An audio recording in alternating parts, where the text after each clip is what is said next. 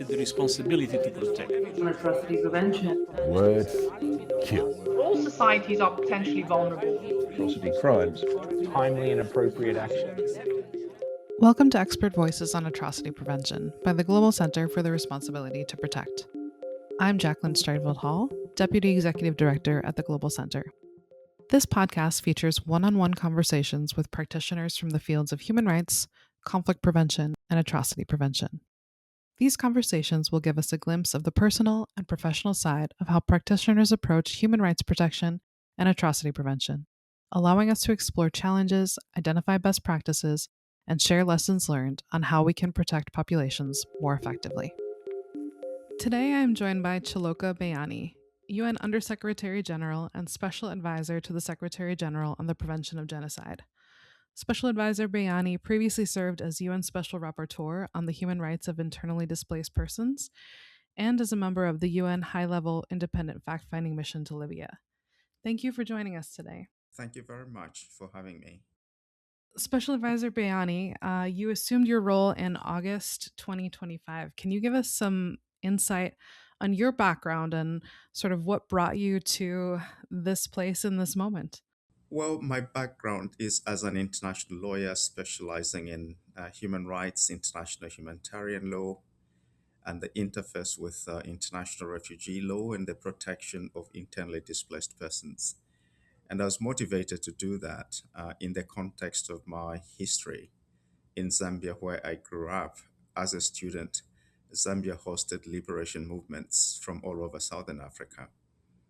And we supported liberation movements and in their quest for self-determination, which pointed to the initial interest in international law, international humanitarian law, and refugee law, of course. And then I started teaching international law very early in my career at the University of Zambia, I think from 84 onwards. And when you taught human rights, the first thing that came was the Convention on the Prevention and Punishment of the Crime of Genocide as the first human rights instrument that the United Nations adopted in 1948, prior to the adoption of the Universal Declaration on Human Rights. And so you were curious about what was genocide. You went into the history of the convention. You learned about the Holocaust, extermination, and the way in which Lemkin then came up with the term genocide in relation to the destruction in whole or in part of national, ethnic, religious, or racial groups by certain methods that are specified in the Genocide Convention. And later on, when I specialized in international refugee law, of course, I came across the term a well-founded fear of persecution. And persecution is critical to genocide. And the whole regime about the protection of refugees also started after the First World War and crystallized during and after the Second World War. But there you have a well-founded fear of persecution on grounds of race, religion, nationality, social group, or political opinion. So there's an equation between all those three categories, which for me made this whole area of law interesting as an academic subject, but also for the sad fact that it pertained to the way in which groups were ill-treated, and it related to their protection. And the humanitarian instincts I developed as a student propelled me along this line. And then, of course, I became Special Rapporteur for IDP subsequently. But before that, I had gone to Rwanda just after the genocide in 1994. Then I was a member of the board of directors at Oxfam. And from about April 1994, Oxfam staff sent messages to headquarters saying there are mass killings here of the Tutsi. And we think that this is genocide. Can we call it as such? We then asked them to send evidence to headquarters. I was the lead member of the board of directors for basic rights, as well as complex emergencies. So I was the focal point, examined the evidence and came to the conclusion that it was genocide. And therefore, Oxfam was one of the first organizations to call it genocide. Thereafter, by about June, Oxfam sent me on a verification mission.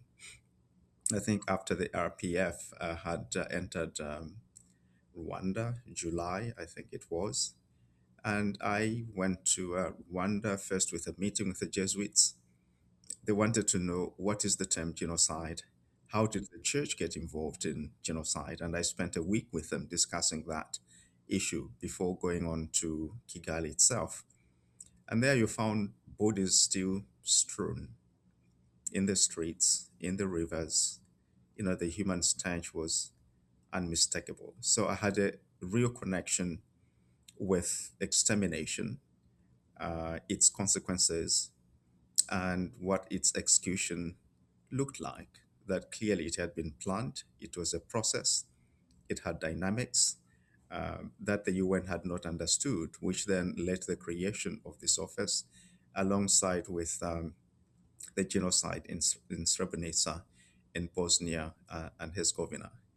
When I became Special Rapporteur for IDPs, one of the guiding principles for the protection of IDPs is protection from genocide in Guiding Principle 10, which when I formulated the African Union Convention on IDPs, I included that.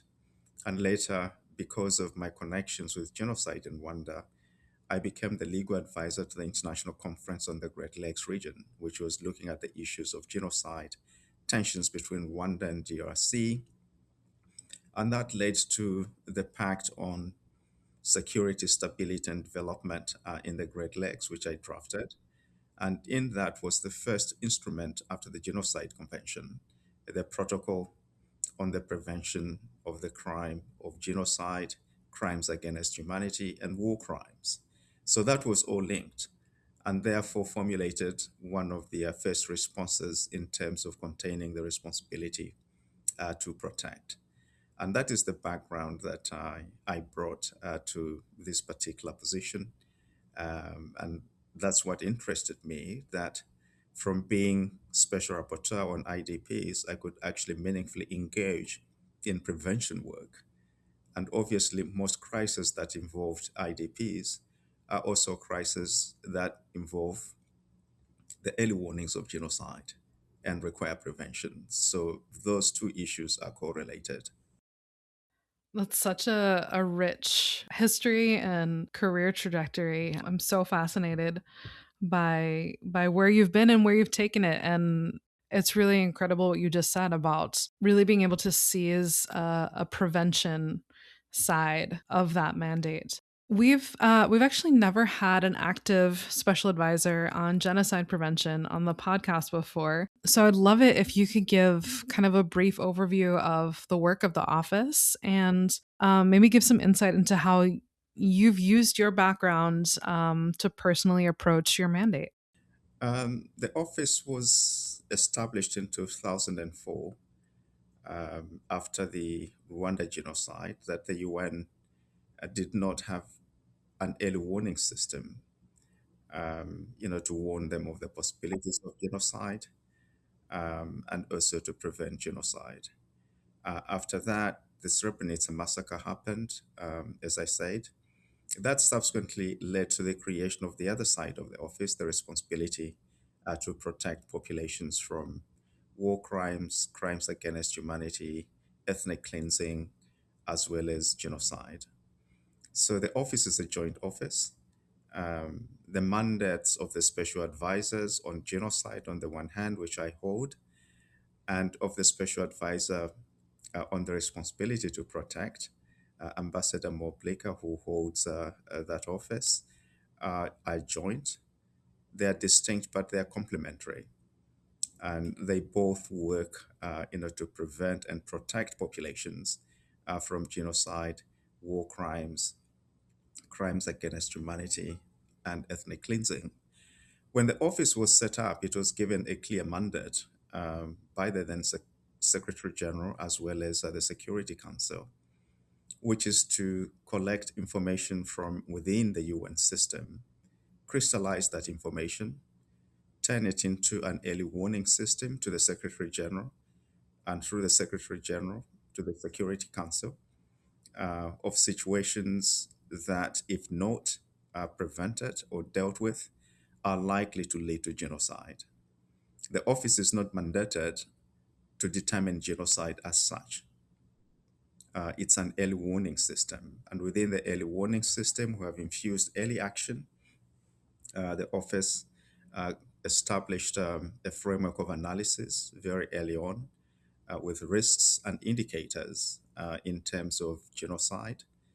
For example, if there is an armed conflict of an ethnic, religious, racial character, then obviously that's an indicator.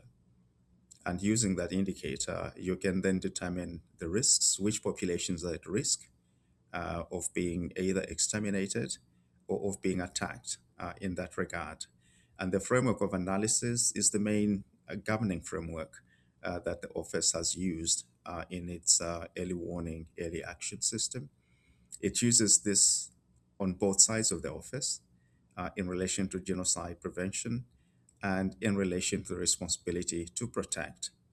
The mandate of the responsibility to protect, also formulated by the Secretary General in 2007, related much more to consolidating the conceptual aspects and understanding of the responsibility to protect.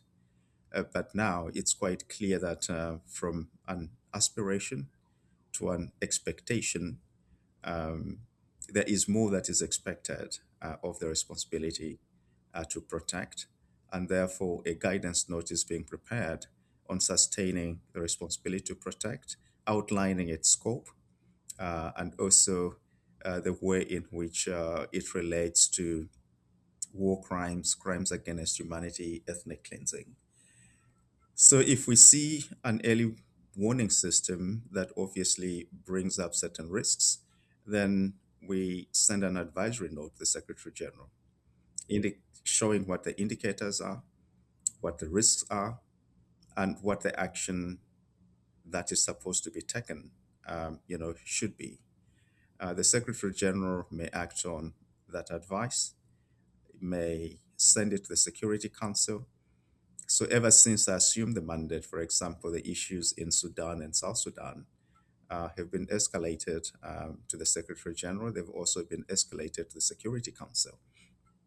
And of course, it's up to the Security Council to see what measures it may take. But within the UN system, we also are part of interagency task forces, working groups, ad hoc groups at a senior level, at the level of the principals, where we are part of the prevention platform, part of the system of the UN that puts up countries for horizon scanning and horizon scanning review. And after review, they may be escalated to the executive committee of the Secretary General and from him to the Security Council. And we play a very decisive role because of our expertise in terms of the foreseeability of the risk of mass atrocities, including genocide. We relate the residence coordinators, more than 100 that are based in countries because we don't have a field presence.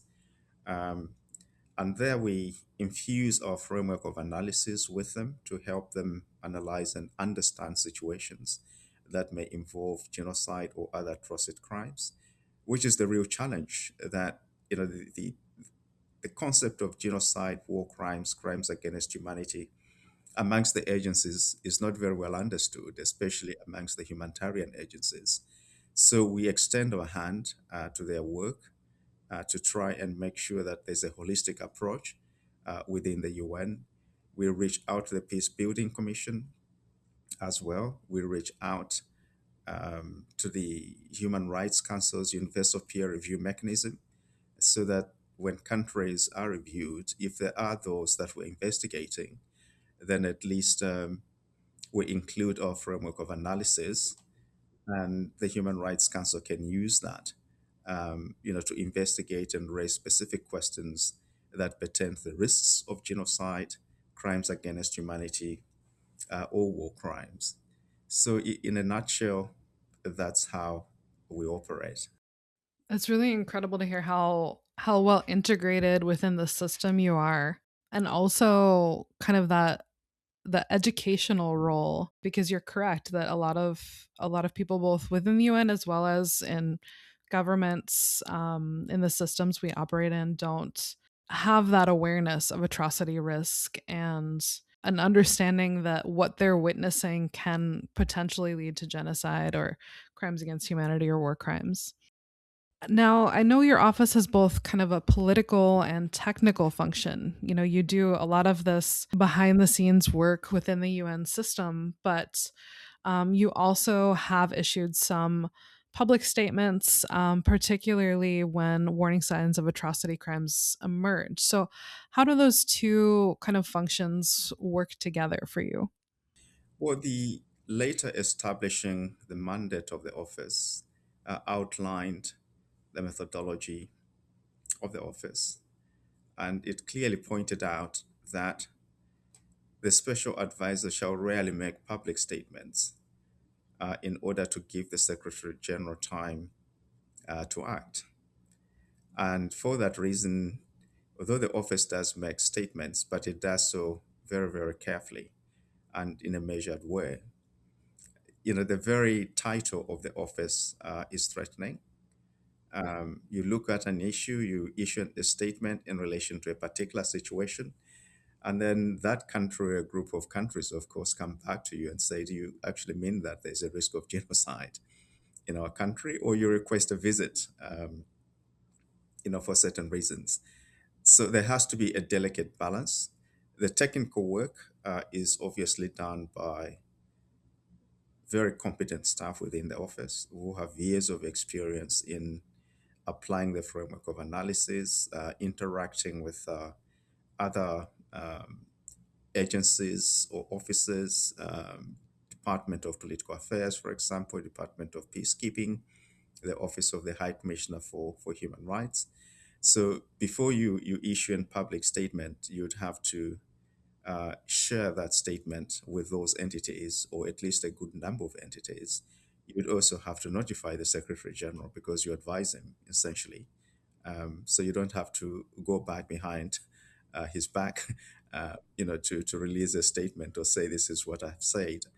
Um, but we reserve those moments, at least since I've assumed office, in situations that are critical and in situations that the Secretary General himself may not have addressed, the High Commissioner may not have addressed, but they are very central to the Genocide Convention, i.e., when groups that have national, racial, religious, ethnic characteristics are threatened, then of course we have a voice. The other side of the office, on the responsibility to protect, may also speak out when it sees that there's a failure to exercise the responsibility to protect by a particular state in the context of war crimes, crimes against humanity, ethnic cleansing, and genocide. That's what makes their roles complementary. My office is limited to the province of genocide. The other office has a broader purview. So we have to correlate, quite obviously, in doing what we have to do. So at a technical level, there's a great deal of work that's being done in terms of scanning. We're looking at countries around the world. We're looking at situations in Afghanistan, Myanmar, Sri Lanka, Bangladesh to some extent. We're looking at situations in the Western Balkans, Serbia, Bosnia Herzegovina, Kosovo, and of course in the Caucasus as well, in the context of Ukraine and the conflict involving Russia. We look at the situation involving Armenia, for example, and Azerbaijan. There's a peace framework there, and obviously pushing it forward and making sure that it is consolidated. That's an important aspect. In Latin America, Colombia is quite obvious, Venezuela, and the situation of indigenous groups across Latin America that are at risk of being subjected to conditions that may bring about their destruction because of the activities of their extraction industries, whether it's mines or timber or simply water.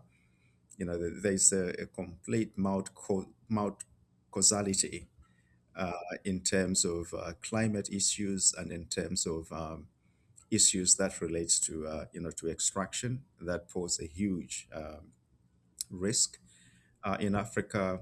Both Sudan and South Sudan, Democratic Republic of the Congo, quite obviously the Central African Republic, the Horn of Africa, the Sahel as well, Mali, Chad, that whole area. Um, our resources are limited, our office is small, but we use the UN system to try and have a broad outreach in all those areas and to share the information that we are collecting and also to get further information from them that we analyze and synthesize into indicators and risk analysis. You just listed a significant number of countries and situations where there are considerable risk, and the Global Center, similarly monitors approximately 30 country situations right now. So I'm curious, how do you sustain urgency on neglected crises when political attention and will is elsewhere? Well, I think that's our role, because political attention sometimes is fashionable. By that, I mean it is media driven. It's driven by audiovisual images, narratives. And as soon as one narrative becomes tired, or when another one, which seems to be a bit more gripping, comes up, then everything gravitates. But for us, we remain focused even on old situations, to make sure that we still keep an eye on those situations. We keep an eye on the situation between Rwanda, Democratic Republic of the Congo, for example.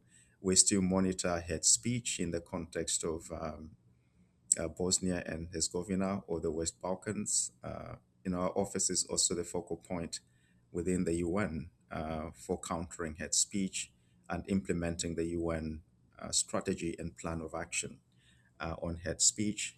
And that takes us everywhere into old situations, denial of the Holocaust, for example, denial of genocide in Srebrenica, and even denial of the decisions made by international tribunals that made findings of guilt in terms of genocide and the perpetrators. So denial in itself is a state of impunity. It's a state that relates to the fact that the ideology of genocide still continues to be perpetrated in one way or another. And so we also have an outreach with international criminal tribunals, the residual mechanisms of both the Rwanda and Yugoslav tribunals, and people think those are old cases. But in fact, there are still some cases being determined there. We follow what's happening at the International Criminal Court, and we liaise with the Office of the Prosecutor of the International Criminal Court. We follow the proceedings before the International Court of Justice as well. So the other injunctions that we have is if matters are before international courts, then we don't comment on them publicly. But at least we continue to carry out our investigative work. So we may not say something on Gaza at the moment because of the pending case brought by South Africa against Israel. But at the same time, we've got technical work going on that continues to monitor that situation in conjunction with the Office of the High Commissioner for Human Rights and also other agencies. So for us, there's no forgotten situation as such. I want to pick up on something you were mentioning earlier, in terms of the framework of analysis, because your office is very much the custodian of the framework of analysis, and as you said, you use it as a tool and also, ensure it's used by others. in the just over a decade since it was first published, and numerous global challenges and developments that contribute to atrocity risks have emerged in those years.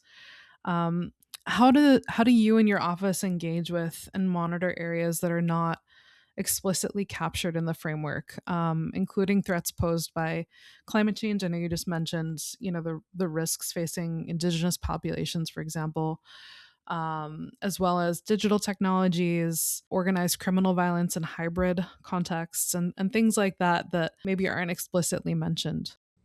Yeah, we treat the framework as a living framework. It's not static, it's not set in stone. The only thing that limits us, of course, is that it was adopted by the Security Council. So, because it was adopted by the Security Council, we may not, in the present geopolitical circumstances, seek to revise it because the consequences may be quite clear.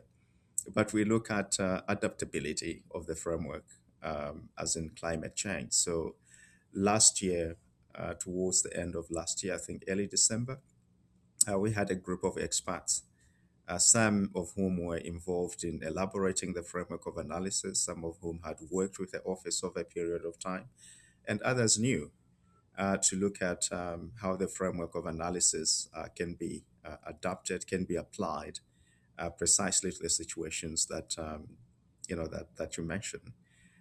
Climate change, it's quite clear that it poses an existential threat and a risk to major populations.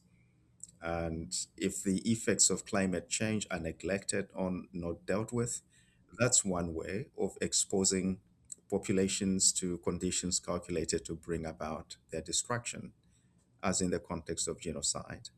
We are looking at gender related hate speech, for example, and preparing a guidance note on that because of the technologies that you have mentioned, artificial intelligence, um, sexualized images of women in digital form on public platforms. The Secretary General established an artificial intelligence advisory board to the UN, which is available, to the UN as a whole, and so we obviously hope to link into that work. The Senior Management Committee was addressed by some experts on artificial intelligence on how, at least to use it as a force for good, but also how to counteract the adverse effects of artificial intelligence. As I said, we're also looking at a guidance note on the responsibility to protect. So the guidance notes help us to reshape some of the tools um, by reference to the framework of analysis, but by not actually revising it. We can extend its application and analysis to other situations, as mentioned, but still keep the framework as it is, but it is a living framework. So after the assessment and evaluation by experts last year, we took note of what they said and of their advice, and we hope to inculcate that very much into our work. Like you said, it's a living document. So even though you don't necessarily want to do a formal kind of written published revision that has to go through the council, understanding kind of how it applies to the world, how the world shifts it is really fantastic. I want to turn quickly to one of the situations you mentioned earlier, which is Sudan, because it is one of the situations that you personally have made public statements on, including with the AU Special Advisor on the Prevention of Atrocities, who also previously served in the UN Special Advisor role, Adama Dieng. What actions do you think are important with regards to sustaining attention on Sudan, ensuring prevention of further atrocities, particularly given warnings of potential genocide, including the FFM's recent report on the siege and subsequent takeover of El Fasher by the RSF in October 2025? Yeah, the situation in Sudan and Darfur and El Fasher wasn't entirely new to me because as special rapporteur for IDPs, I went there. I believe it was in 2012 to Darfur. I visited El Fasher, Nyala, Then the RSF with the Janjaweed, they're already involved in atrocities in Darfur. You recall there was an international commission of inquiry in Darfur in the 1990s. So the situation has actually continued. But what has now changed and which calls for attention is the fact that at the time in the 2012, 2014, the strategy was very much to contain the African populations in Darfur, in IDP camps. Zamzam camp was one of those.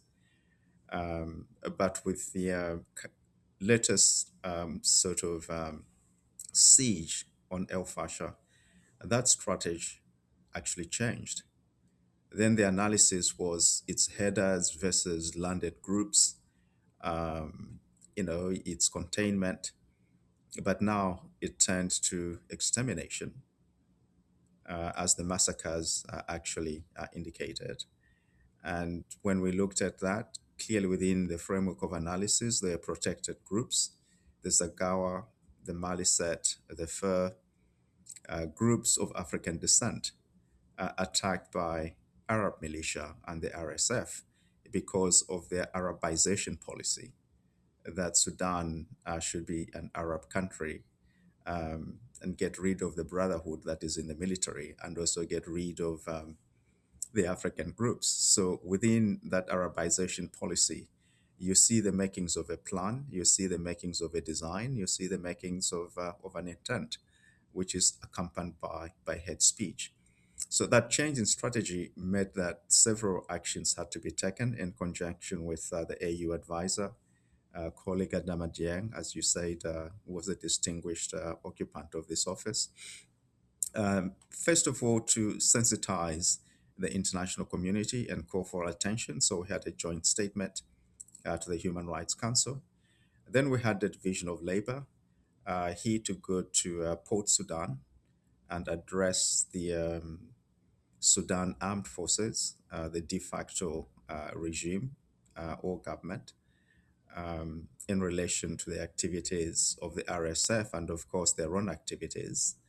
And he met with the representatives of the government at very high level.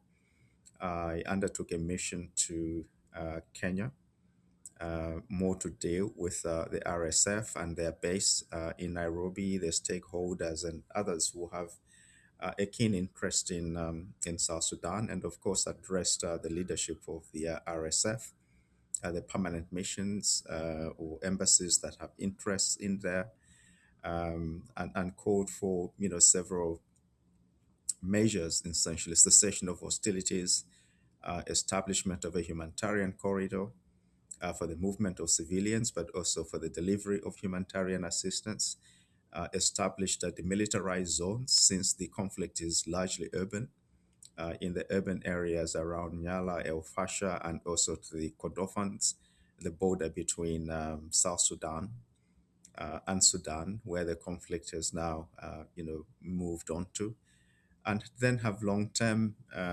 security sector reform, integration of the RSF and the Sudan Armed Forces, but with appropriate,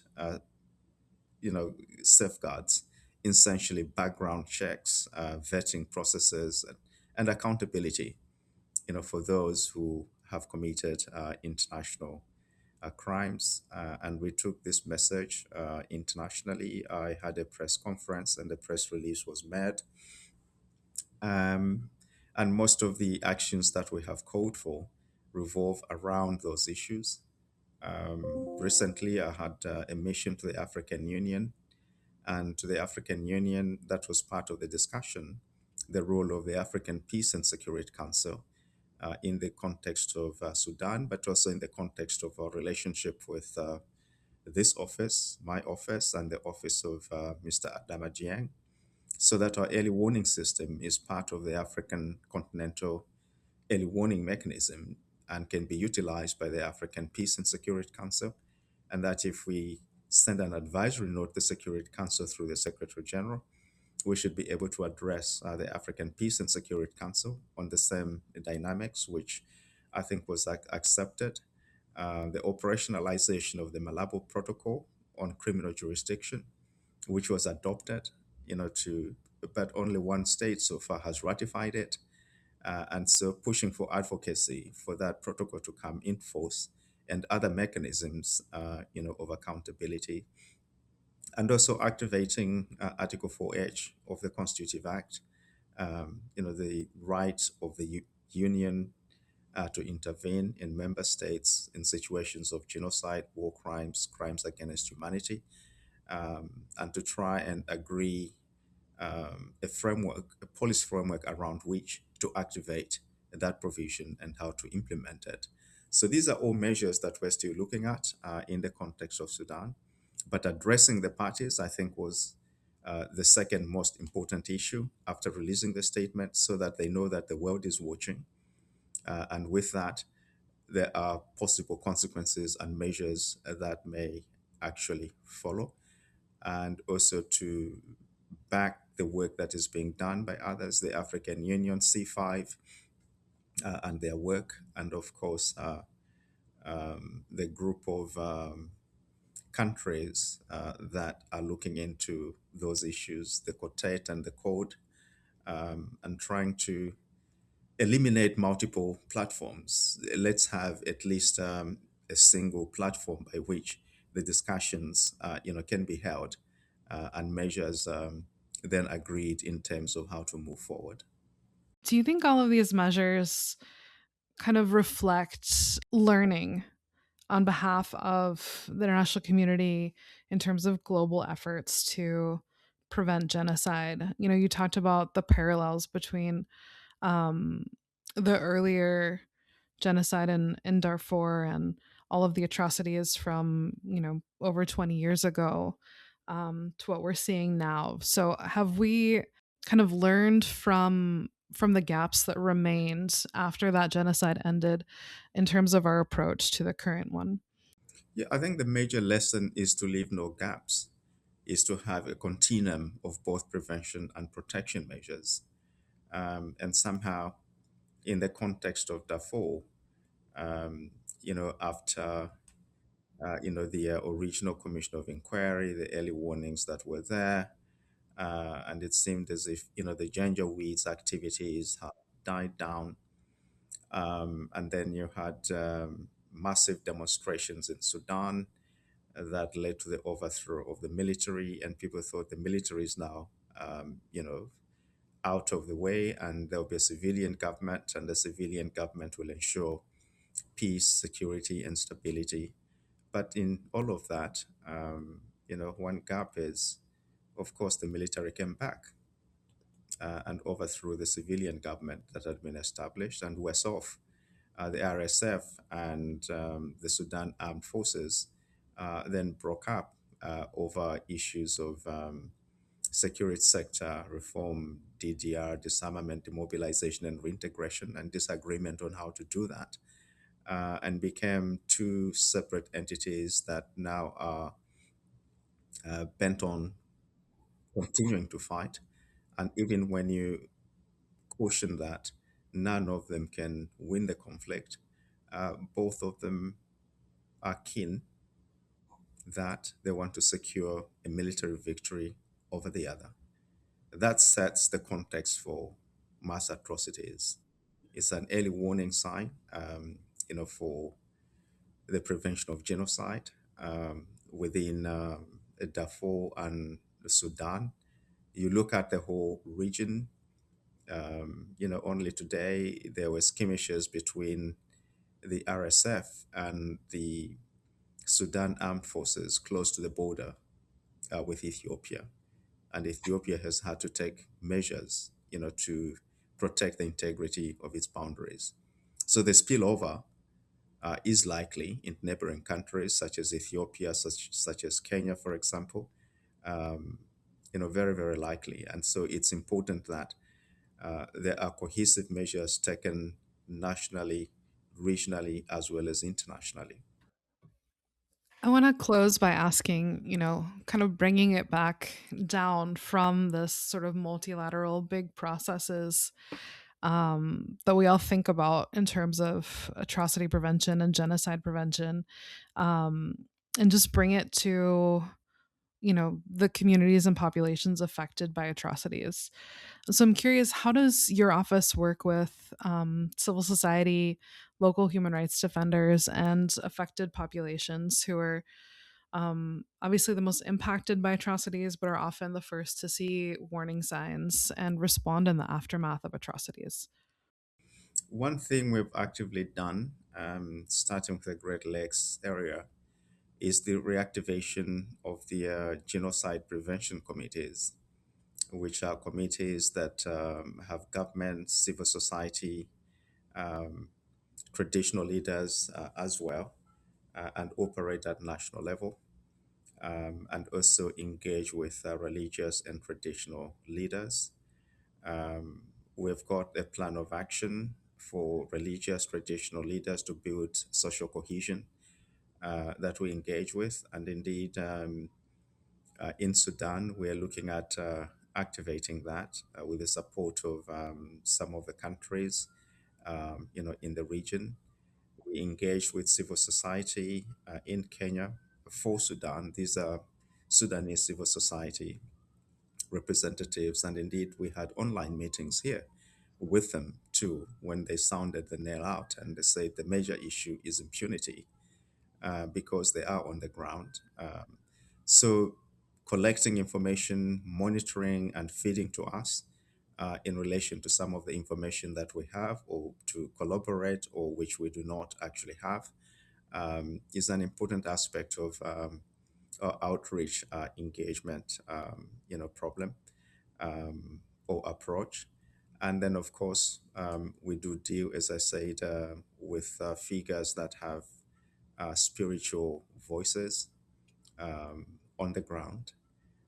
So our task is to identify those figures with the involvement of civil society, and of course local populations themselves. They should own the solutions, that affect them in terms of how they see prevention better undertaken, as well as protection.